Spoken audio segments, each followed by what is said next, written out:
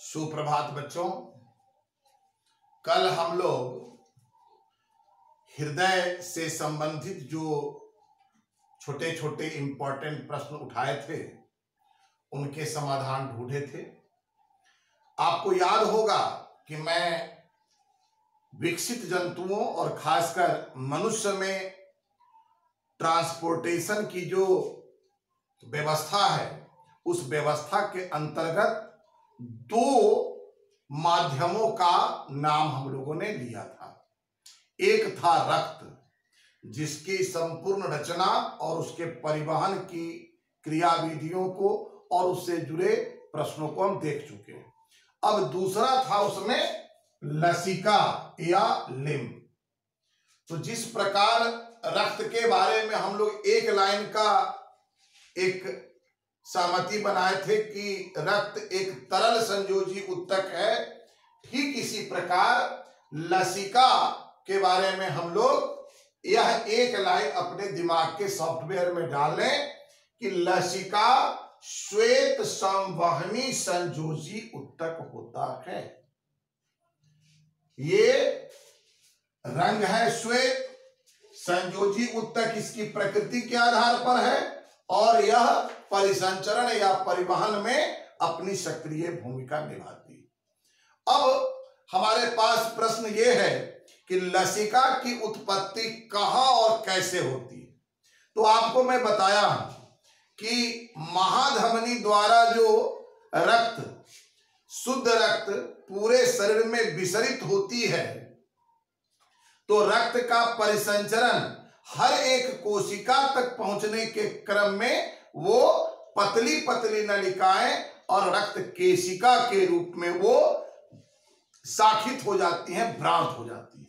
आप इस प्रकार देखें कि ये महाधमनी है तो ये दो भागों में बट गया, फिर ये दो भागों में बटा, फिर ये दो भागों में बटा, और इस प्रकार ये रक्त केशिका जैसी रचना पतली पतली नलिकाएं बनती हैं। अब इससे होकर ब्लड का परिवहन हो रहा है, रक्त का परिवहन हो रहा है। आपको पता है कि रक्त में ठोस तीन ही कणिकाएं हैं, आरबीसी, डब्ल्यूबीसी और प्लेटलेट्स, जबकि उसका मेजर पोर्शन लिक्विड है, रक्त प्लाज्मा। अब हम इसको भाषागत रूप में देखें तो ये आपको पहले से विदित है कि रक्त केशिकाओं द्वारा जो रक्त का परिसंचरण होता है, इसी क्रम में ड्यूरिंग द ट्रांसपोर्टेशन आप महसूस कर सकते हैं कि रक्त प्लाज्मा जो है वो लिक्विड फॉर्म में है और उस केशिका से होकर बह रही है। केशिका की दीवार कौन चीज की है? कोशिका झिल्ली है। स्वाभाविक है उससे विसरण की पॉसिबिलिटी है और होती भी है।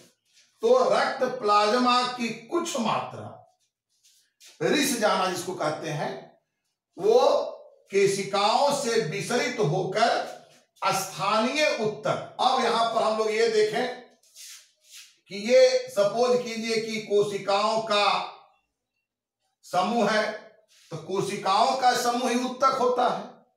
अब ये स्थानीय उत्तक में वो जो रक्त प्लाज्मा जो रिसा उसका जो विसरण हुआ, वो कोशिकाओं के बीच में जो खाली जगह है, इंट्रा सेलुलर स्पेस जो है, उसमें वो विसरित हो जाती है।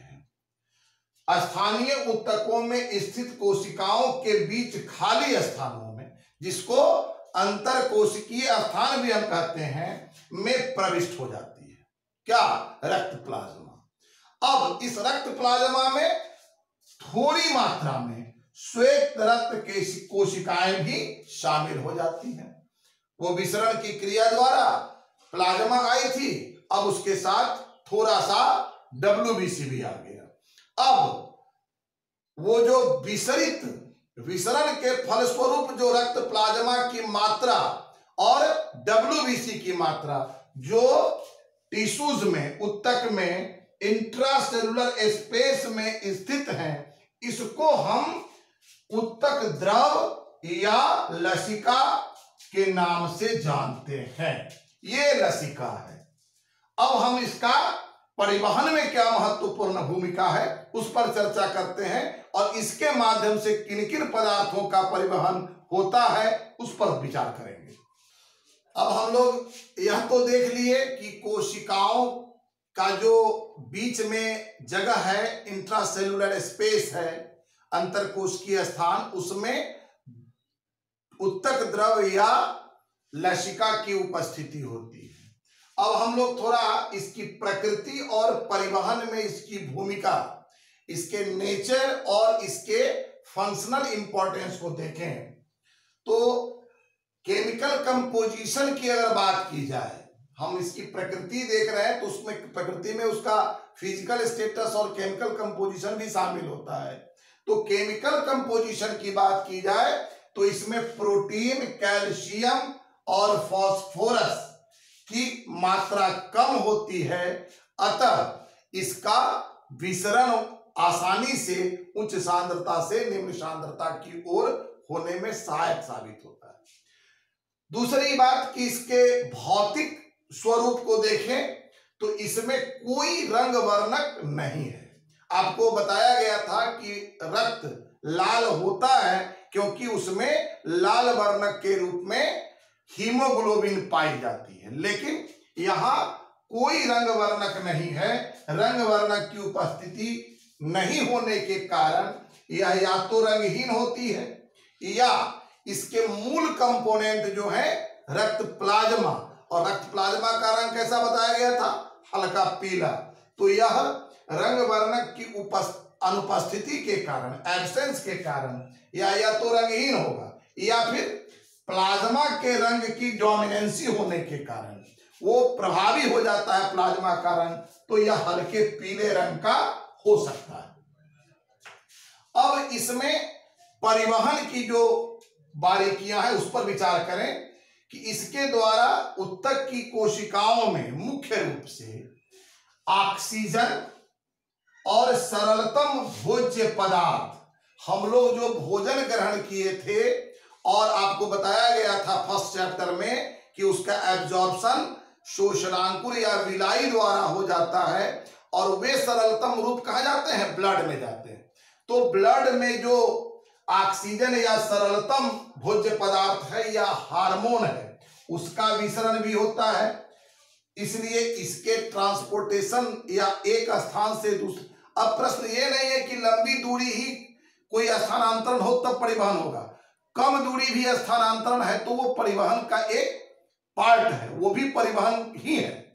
तो इन पदार्थों का ऑक्सीजन, सरलतम भोज्य पदार्थ और हार्मोन का विसरण या परिसंचरण होता है।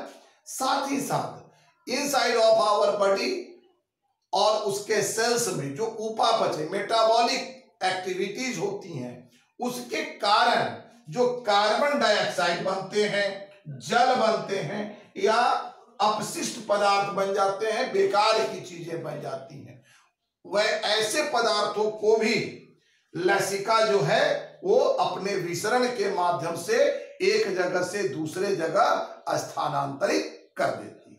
तो ये रक्त के बाद दूसरा कंपोनेंट था लसिका, इसकी प्रकृति और परिवहन में इसकी भूमिका देखें। अब आपका इस चैप्टर में 2-3 महत्वपूर्ण प्रश्न बचे हुए हैं।